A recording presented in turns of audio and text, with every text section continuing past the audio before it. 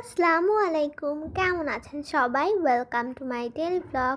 আজকে আমি তৈরি করে দেখাবো স্পাইসি নুডলস, তাও আবার ঘরোয়াভাবে। তো চলুন কথা না বাড়িয়ে শুরু করা যাক। আমিও তো ভালো রান্না করতে পারি না, তবুও যতটুকু পারি আপনাদের সাথে শেয়ার করি। ফ্রিজে থেকে নিয়ে নিলাম ডিম আর চিংড়ি মাছ। তারপরে নিয়ে নিয়েছি পুঁই শাক। এই পুঁই শাকটা আমাদের গাছের।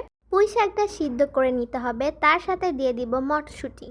মটরশুঁটি আর শাকটা ভালো করে সিদ্ধ করে নিতে হবে। আপনি শাকটা একটু ভিজিয়ে রাখলে বেশি ভালো হয়, এটা কোনো জীবাণু থাকলে সেটাও চলে যাবে। তারপর একটা ফ্রাই প্যানের মধ্যে পরিমাণ মতো তেল, রসুন, পেঁয়াজ, চিলি ফ্লেক্স আর চিংড়ি মাছ দিয়ে ভালো করে ভেজে নিতে হবে। তারপর পরিমাণ মতো লবণ দিতে হবে। আমরা যেহেতু এটা স্যুপ করব, তাই একটু বেশি পরিমাণে লবণ দিলাম। তারপরে দিয়ে দিলাম ধনিয়া গুঁড়া। স্যুপ নুডলসের তেলের পরিমাণ কম দিবেন, এতে খেতেও খুবই মজা লাগবে আর হেলদি থাকবে খুব। সবগুলো ভালো করে ভাজা হয়ে গেলে দিয়ে দিতে হবে পরিমাণ মতো পানি।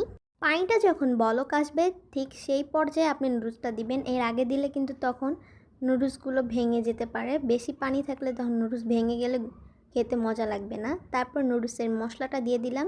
এখন আমি যেই মশলাটা দিচ্ছি এটা প্রচুর পরিমাণে ঝাল। এটা কিভাবে তৈরি করেছি সেটা আমি এখন বলছি। এখানে দিয়েছি রসুন, গোলমরিচ, দুধ, লবণ আর সয়াবিন তেল। এগুলো সব ব্লেন্ড করলেই হয়ে যাবে। এই মশলাটা আপনি ফ্রিজে রেখে অনেক দিন খেতে পারেন। তারপর নুডলসটা যদি সিদ্ধ হয়ে যায়, পুঁই শাক আর মটরশুঁটি দিয়ে ভালো করে রান্না করলে হয়ে যাবে আমাদের স্পাইসি নুডলস। এরকমভাবেই ঘরের মধ্যে তৈরি করে ফেলতে পারেন স্পাইসি নুডলস। দেখলে কিন্তু বোঝাই যাচ্ছে না ওই মশলাটার কারণে। ওই মশলাটা ছাড়া কিন্তু এই নুডলসটা একদম ভাল লাগবে না। তো আজকের ভিডিও এই পর্যন্ত। ভিডিও ভালো লাগলে প্লিজ লাইক করবেন। আল্লাহ হাফেজ।